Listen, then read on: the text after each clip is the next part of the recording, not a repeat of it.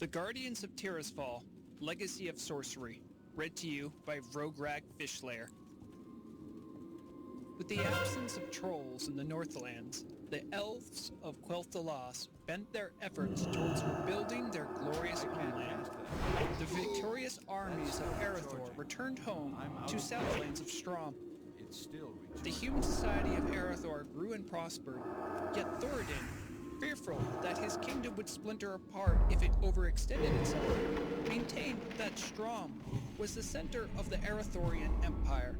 After many peaceful years of growth and commerce, mighty Thoradin departed on one final quest, never to return, leaving Arathor's younger generation free to expand the empire beyond the lands of Strom.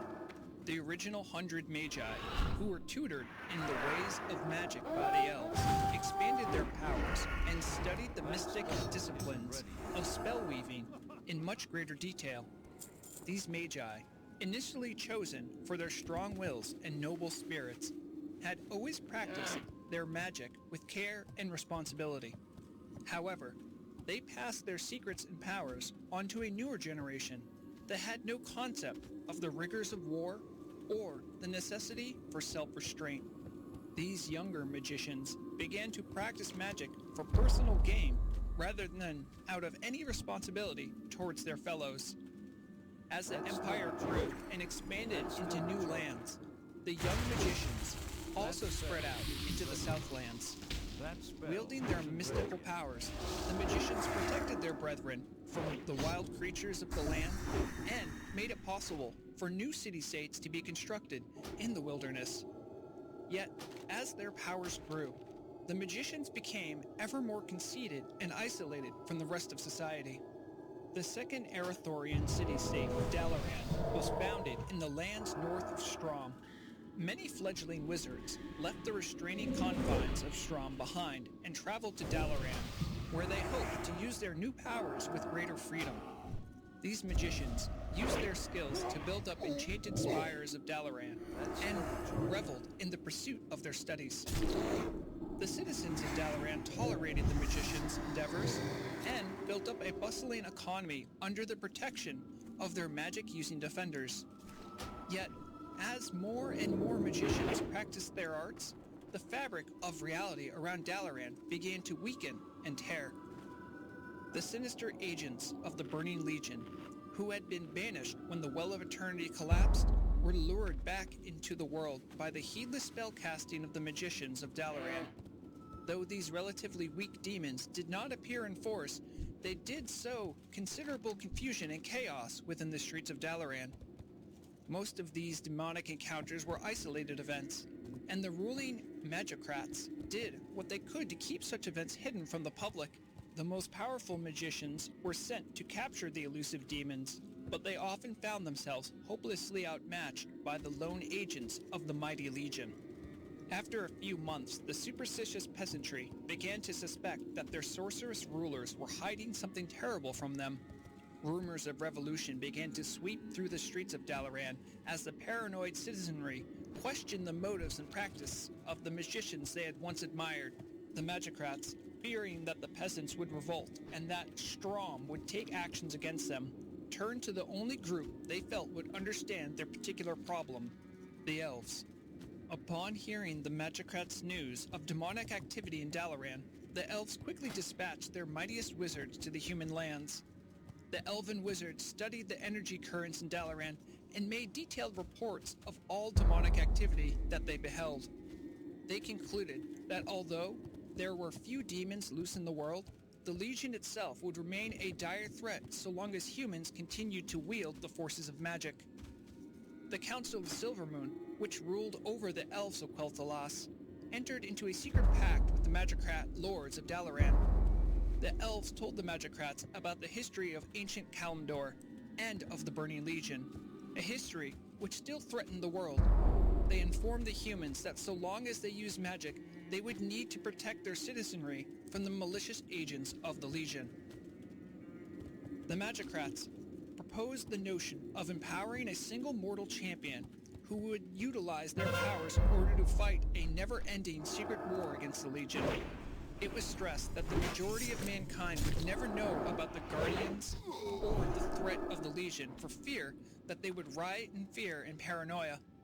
The elves agreed to the proposal and founded a secret society that would watch over the selection of the Guardian and help to stem the rise of chaos in the world. The society held its secret meetings in the shadowed Tirisfal Glades, where the High Elves had first settled in Lordaeron. Thus, they named the secret sect the Guardians of Tirisfal. The mortal champions who were chosen to be guardians were imbued with incredible powers of both elven and human magic. Though there would only ever be one guardian at a time, they held such vast power that they could single-handedly fight back the Legion's agents wherever they were found in the world. The Guardian power was so great that only the Council of Tirisfal was allowed to choose potential successors to the mantle of guardianship. Whenever a guardian grew too old, or wearied of the secret war against chaos, the Council chose a new champion and, under controlled conditions, formally channeled the Guardian power into its new agent. As the generations passed, Guardians defended the masses of humanity from the invisible threat of the Burning Legion throughout the lands of Arathor and Quel'Thalas. Arathor grew and prospered while the use of magic spread throughout the Empire. Meanwhile, the Guardians kept careful watch for signs of demonic activity.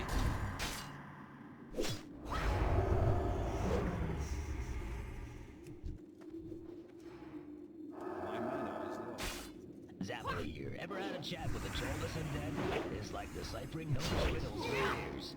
Forsaken, they've got this whole thing with the rotting flesh going on.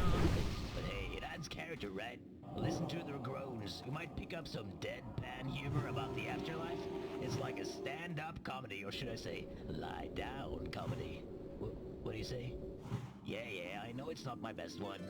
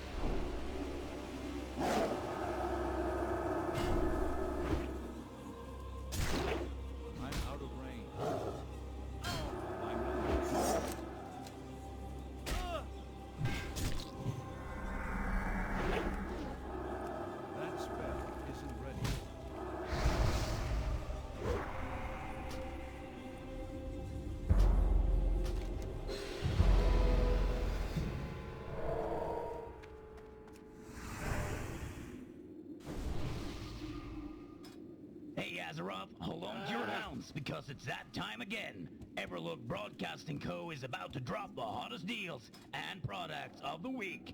If you got something to sell, why aren't you on the list? And now, roll the adverts. Ah, me hearty adventurers! Thurmill Stonehammer here! If you think you see it all, then you haven't been to Gilnail City! Morgan? Sure, there are plenty! But there's more, much more, that lurks in the dark. So, gather your best gear, maybe bring along a taken of courage, and let's reclaim what was lost, eh? Behold, adventurers clad in mere cloth and leather, ascend to the zenith of style with a far strider feathered cape. Warning, wearing this cape may make you insufferably stylish and subject to envious glares. We are not liable for any ego inflation. I can't cast it yet.